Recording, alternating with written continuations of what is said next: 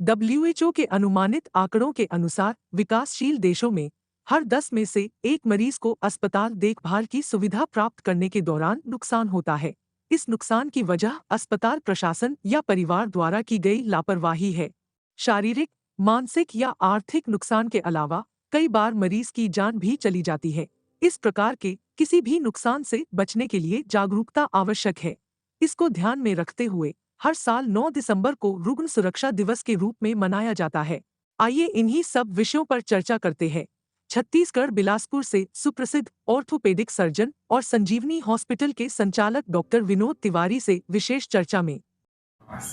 किसी अस्पताल में या फिर क्लिनिक में यह है कि मरीज का इलाज कर रहे हुए डॉक्टर या स्वास्थ्य कर्मी के लिए मरीज का यह है कि ठीक होना या उसका सुरक्षा को ध्यान में रखना सर्वोत्तम प्राथमिकता रखता है।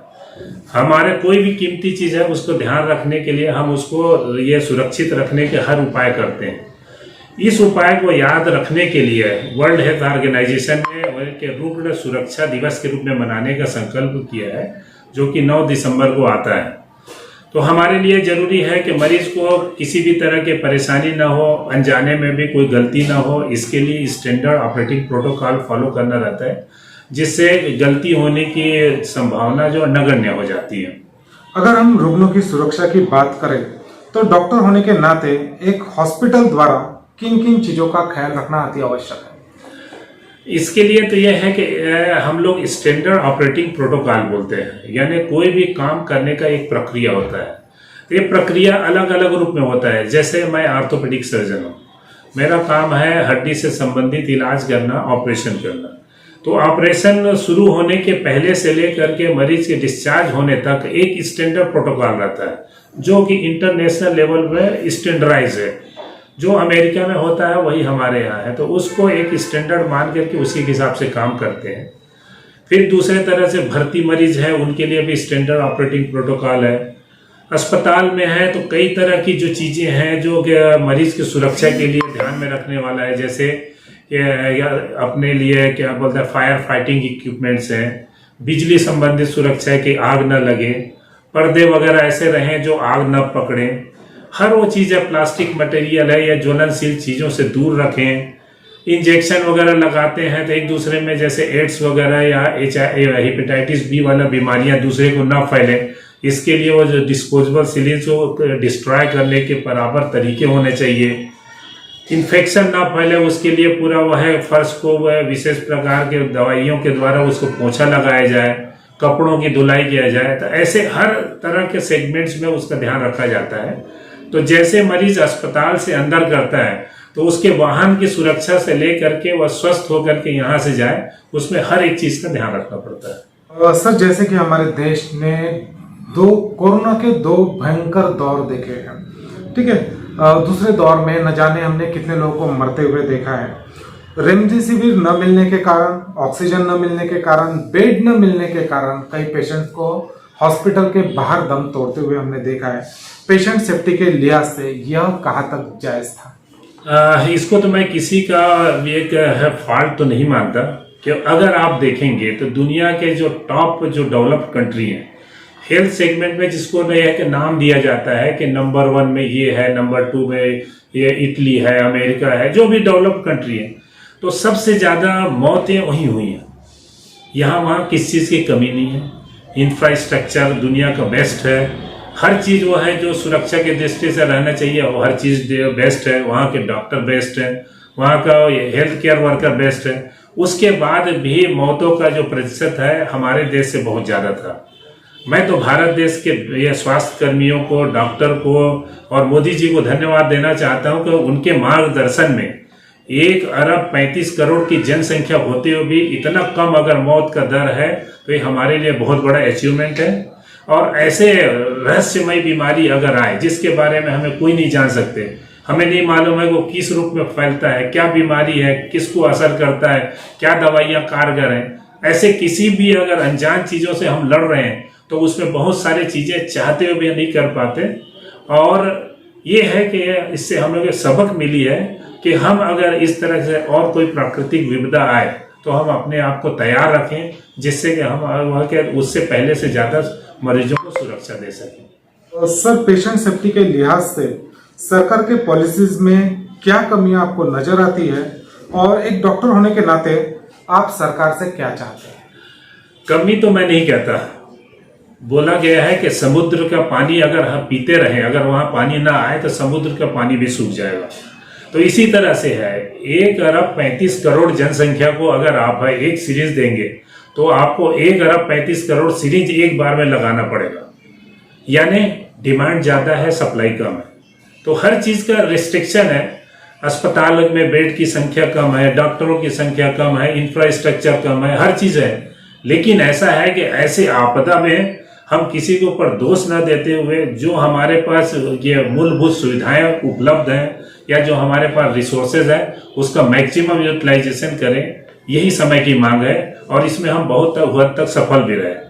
मैं भारतवासियों को धन्यवाद देना चाहता हूं कि वो जहां पे भी जिस स्तर पे हो उन्होंने हर वो मरीज या उनके रिश्तेदारों को सहयोग किया जो उनसे बन सकता था। यहां तक कि अगर वो है भिखारी भी है, रिक्शा वाला भी है, कोई भी है, तो जो भी बन सका अपने पड़ोसियों को उन्होंने सहयोग किया। यही ये सामाजिक सुदृढ़ीकरण को ये है कि इंगित करता है। सर, ओमिक्रॉन जो अभी हमने नया वायरस देखे हैं, कितना घातक हो सकता है? क्या सरकार को इससे सजग रहना चाहिए? क्या फैसिलिटीज और हमारे देश में बढ़नी चाहिए? इस बारे में आप क्या कहेंगे? ये जो वायरस है कोरोना, जो कोविड-19 बने, कोरोना वायरस इंड्यूस डिसीज बोलते हैं, तो 19 में आया तो इसलिए कोविड-19 बोलते हैं। तो कोविड-19 में जो कोरोना वायरस अटैक किया तो उसी के अलग अलग रूप है। तो ये बहुरूपिया है, ये अपना जीनोमिक सीक्वेंस को बदलते रहता है। तो अभी आपने देखा जाए तो 900 से ज्यादा जीनोमिक सीक्वेंस इसमें बदलाव आया है।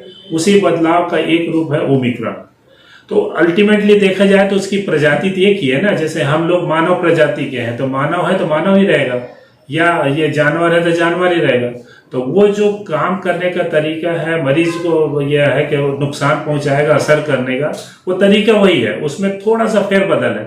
तो मैं नहीं समझता ओमिक्रॉन इतना घातक है, खासकर हमारे देश में। ये वैज्ञानिक रूप से ये सिद्ध है कि अगर 60 से 65% की जनता अगर वैक्सीनेटेड है, डबल डोज वैक्सीन लग गया है, तो उसको बहुत ज्यादा कुछ परेशानी नहीं आएगी। खासकर उसके जीवन के साथ है कि खतरा नहीं होगा, उसके जान जाने का खतरा बहुत कम हो जाएगा। बीमार हो सकता है, अस्पताल भर्ती होने की जरूरत पड़ सकती है, लेकिन देखा जाए तो उतनी ये परेशानी नहीं होगी जितना कि हमारे दूसरे वेव में हुआ था। तो ओमिक्रॉन से इतना घबराने की जरूरत नहीं है। लेकिन हमारा जो मूलभूत मंत्र है, जो बोला गया है, क्या है कि फिजिकल डिस्टेंसिंग हो, मास्क लगा कर रखें और सैनिटाइजेशन करें, अच्छा स्वास्थ्य वर्धक फल फूल खाएं, पानी ज़्यादा पिएं, प्राणायाम करें। यही इन सब तरह की बीमारियों से बचने का एकमात्र उपाय है। रुग्ण सुरक्षा दिवस पर देशवासियों को आप क्या संदेश देना चाहिए? मैं वही बोलता हूं कि इसमें अगर कोई भी रुग्ण है उसको स्वस्थ रखना है तो केवल इसमें डॉक्टर ही जिम्मेदार नहीं है, उसकी जिम्मेदारी डॉक्टरों और स्वास्थ्य कर्मियों की है। दूसरा, मरीजों पे खुद उनका ये है कि उसकी भी जिम्मेदारी बनती है। और आखिरी में शासन प्रशासन पे भी आती है। तो इसको बांटा जाए तो 1/3 तीनों का रोल रहता है। अगर मैं किसी मरीज को अगर इंस्ट्रक्शन देता हूं कि आप ये दवाई 2 बार लीजिए, मरीज अगर 1 बार लेता है तो वो उसकी तरफ से गलती है। अगर दो बार का डोज 12 घंटे में लेना है, वो 2 घंटे अंतराल में एक साथ ले लेता है तो वो उसकी गलती है। तो हमें अगर तीनों तरफ से संपूर्ण रूप से अगर ध्यान दिया जाए, तीनों स्तर पे काम करें, तो ये अस्पताल या उससे रिलेटेड रुग्ण ये सुरक्षा है वो और अच्छा हो सकता है। मरीजों का मृत्यु दर बहुत कम हो सकता है, मरीजों में आने वाला संक्रमण दर कम हो सकता है, और मरीज के स्वास्थ्य लाभ देने में हम ज़्यादा अच्छे से सफल हो सकते हैं। तो मेरा भाई ये है कि देशवासियों से अपील है कि वो केवल डॉक्टरों पे निर्भर न रहते हुए अपना जो है जिम्मेदारी उसको भी निभाएं, और बहुत कुछ शासन प्रशासन के ऊपर थोपने के लिए न करें, क्योंकि स्वास्थ्य आपका सबसे टॉप प्रायोरिटी है। इसको ध्यान में रखना और इसको संभाल के रखना आपकी भी जिम्मेदारी बनती है। आप काफी सुप्रसिद्ध ऑर्थोपेडिक सर्जन भी हैं और साथ ही साथ संजीवनी हॉस्पिटल के संचालक भी हैं। पेशेंट सेफ्टी के लिहाज से अगर हम संजीवनी हॉस्पिटल की बात करें तो किस किस प्रकार की सुविधाएं संजीवनी हॉस्पिटल में पेशेंट सेफ्टी के लिहाज से उपलब्ध है? हमारा यहाँ जैसे बताया ना, जैसे मरीज आता है, शुरू होता है, तो भाई अगर मरीज एंटर करता है तो सबसे पहले उनको चोट न लगे इस लिहाज से गेट बड़ा बनाया गया। एम्बुलेंस में जैसे उतरता है, स्ट्रेचर और व्हील चेयर के ध्यान रखा गया है, व्हील चेयर की क्वालिटी अच्छा है। यानी उससे समझ सकते हैं कि हम लोग जैसे मरीज हमारे अस्पताल प्रेमिसेस में एंटर करता है, हम उसके लिए सावधानी और सुरक्षा के लिए सबसे ज्यादा सजग रहते हैं। और जैसे ही अंदर आए तो फिर जो हमारा स्टैंडर्ड ऑपरेटिंग प्रोटोकॉल है उसको फॉलो करते हैं। ये स्टैंडर्ड ऑपरेटिंग प्रोटोकॉल है जो इमरजेंसी रूम में है, डिलीवरी रूम में है, NICU में है, ICU में है, ऑपरेशन थिएटर में, ये चस्पा किया गया है। यानी उसको बार बार स्वास्थ्य कर्मचारियों को बताया जाता है कि ये स्टैंडर्ड ऑपरेटिंग प्रोटोकॉल है, इस नियम के तहत चलना है। अगर उस नियम को माने, अगर सब कुछ हम लोग फॉलो करेंगे तो इसमें गलती होने की संभावना बहुत कम रहती है। और मैं अपने जो स्टाफ है, डॉक्टर्स हैं, साथ ही साथ हमारा जो मशीनरीज है और ये बिल्डिंग है, उनका धन्यवाद देना चाहूँगा। और सबसे ज़्यादा ईश्वर का धन्यवाद देना चाहूँगा कि ऐसा कोई मेजर फॉल्ट नहीं आया है, हमसे गलतियाँ नहीं हुई हैं। और ईश्वर से यही प्रार्थना करते हैं कि भविष्य में भी इस तरह से गलतियाँ ना हो, क्योंकि मरीज का जो है स्वास्थ्य है वो हमारे लिए सर्वोत्तम है। और उनको स्वस्थ यहाँ से अगर विदा करते हैं तो हमें सबसे ज़्यादा खुशी होती है। धन्यवाद।